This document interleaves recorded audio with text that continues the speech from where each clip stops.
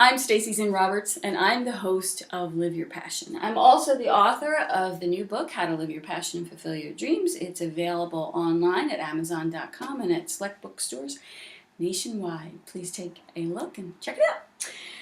Okay, well, we are in part 3 of a very cool episode. We've been talking about house concerts and the music industry, and we are so blessed to have with us an emerging artist. Her name is Alice Howe. Hey everyone. Alice, thank you so much for being with us. Thank you for having me. I heard Alice play live at a house concert in Seattle. She opened for Antje Duvakot, and then they played together.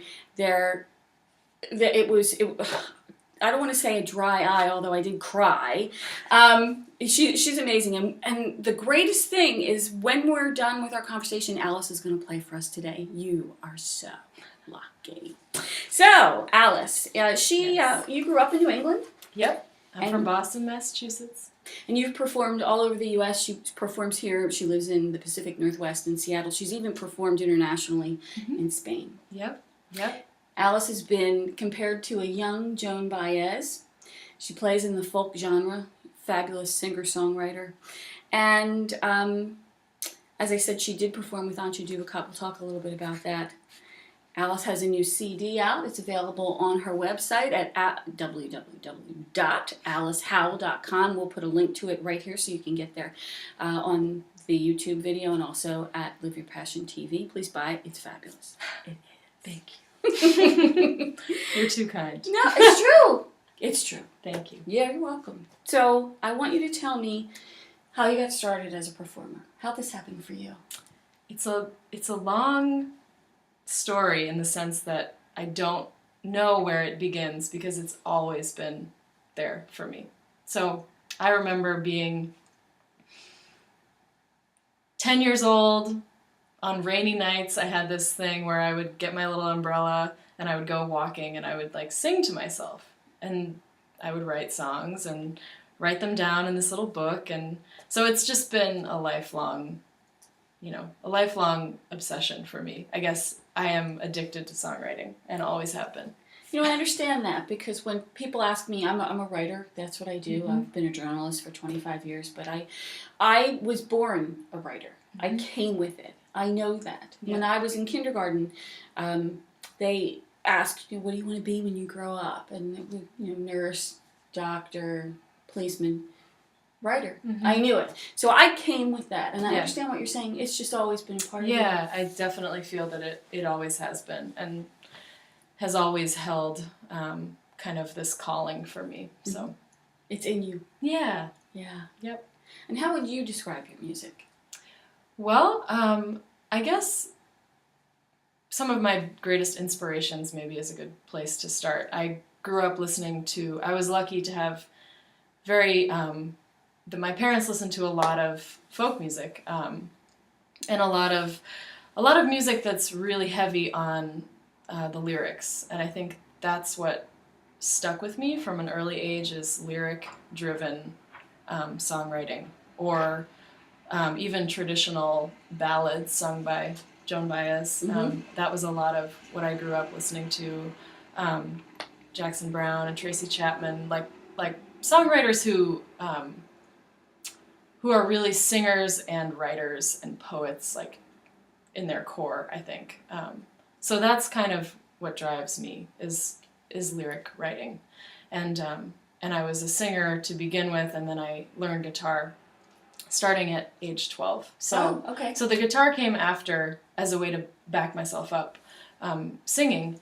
So I think it's lyric-driven contemporary folk music, okay. I would say. I think that's a good description. And you studied music also in school? No, actually, I'm not trained. Ah! I studied European history in college, and Spanish. Totally different. I studied humanities, but not music. I was interested in that. On her CD, you sing in Spanish on a little bit. One of the yeah. songs. Yes. Yeah. And the accent sounds so good. Thank you. Yeah, I've studied Spanish for a long time, and I lived in Spain for a semester when I was in college, and had a concert there at this little bar, a couple concerts. So that was a really cool time. Did you sing in English and in Spanish while you were there? Yeah, mostly in English. They didn't understand me, but just loved it nonetheless. And that was actually a really inspiring time for me to know that I think it speaks again to the power of music, because you don't have to understand what someone's saying to connect with it, I think, on a really, in a kind of heart level. And that's what was happening. So that was cool. That's a big deal. Yeah. That's a big deal. Yeah. So you walk away from that having made a connection and had no idea what. Yep. As a young emerging artist, you're only 23. What are some of the challenges you face in crafting a professional career? Well, I think what I've learned a lot in the past year since I really started pursuing music full-time after I graduated from school. And I think you have to be able to find a balance between a number of different things. One of those being you have to pay your rent, so you have to have a job oftentimes. You also have to find time to create the music itself. Like you have to be writing and singing and practicing guitar, and that takes time. And that's it. That's where it all comes from. But then you also have to do a lot of self-promotion, send a lot of emails, go to a lot of shows, talk to people. So networking, crafting the music, and then also oftentimes working, all of those things have to fall into place. And I think that's been my biggest challenge, is remaining focused on each of the things that need to be taken care of. There are so many different components. As a writer, I face the same thing. I write books, I write articles, I do marketing work for folks, and you have to do the generating of the revenue while you write the things that you love. Yeah. I understand that. It is a challenge. But that's what makes it fun. Because, do you agree? Definitely. And you reach a point where you have to advocate for yourself, kind of. And you have to say, all right, I've done this work. Like, I know that I'm worth, being paid for a gig, or, someone's paying for a CD. So you reach a point where you're like, I can't give away CDs anymore. Like, I can't, work for free anymore, basically. And that's, I think, a turning point. Where you're like, okay, I'm doing this professionally, because you're not just playing for somebody, because, you really have to value the work that you're doing. I think that's also a challenge, just like sticking by that, because sometimes I'm still tempted to be like, here, just take a CD, but it's like, I don't know, you have to advocate for yourself. Yes, and you do get to that point. You have to come to that point in your career when you say, okay, this is a career. I'm really serious. And recognize in yourself that what you do has value, which you just said. Definitely. So if that's the challenge, what has been the high point so far? Well, for me, throughout my life, high points have been performances, and I've always felt that way. I have different times that I look back to, starting maybe in the beginning of high school when I really started to perform, and those moments stand out for me and thrill me and give me a lot of energy for the next thing. I'm always trying to get to the next performance, because that's where you bring in fans, that's where you connect with people, meet other musicians, and so that's what it's all about for me. And the house concert with Antje was definitely a highlight of my career thus far. Easily, probably tops the chart. And you are going to be playing with her again?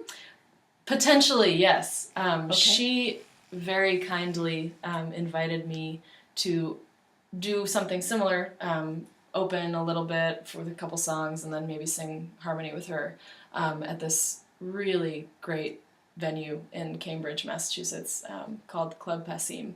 And that's in early November, so I'm working on booking my ticket to get home for that. Because your family still lives? Yeah. Okay. Yeah. So if you are anywhere near the Boston area in November, you need to check this out. Yeah, whether or not I'm there, you should go anyway. But I hope, I would be a fool to not go. So it's in the works. Yes, you're doing this. Yes. I'm telling you right now. Yes, you're doing I am this. doing this. She's doing it. Okay. So what are your goals for your career? Where would you like to be? Well, I think music is any art form as a career is a hard road to go down logistically. So sometimes when I'm asked that question, I'm not quite sure how to answer. Because on the one hand, music will always be a part of my life. Mm-hmm. I will always perform. I will always do what I'm doing now in some capacity. So there's that. And then there's also, the reality of touring and making a living. And that's definitely a challenge for everybody who pursues a career in music. So I would love to make a living as a musician and to have a level of success comparable to that of Ancha or to other musicians that I admire. That would be, that's how I measure, potential for growth and success is through other musicians that I admire and how they make it work. So that's the goal someday. Okay. It might take, 10 years to get to that point. It may take some time, but it is worth the journey. Absolutely. But I do retreats and workshops all over the country, and this often comes up, that when we talk about what's your avocado, the whole what's your avocado concept. It's a concept I created that says that everybody has something about them that's special, and we call that unique element your avocado. So the key to living a fulfilled life is to find your avocado and express it. And one of the things that people ask me all the time is, well, what if I can't make any money doing the thing that I know I'm here to do? What if I can't make any money at it? Not that you won't, because you will. You are, and you will continue to do so. But let's say the thing that you love the most is playing with your grandchildren, raising children, or being an artist, but you have to work a part-time job or whatever to pay the rent. Please don't discount your avocado, that thing that burns in you, that you're supposed to do. Because we all have that thing.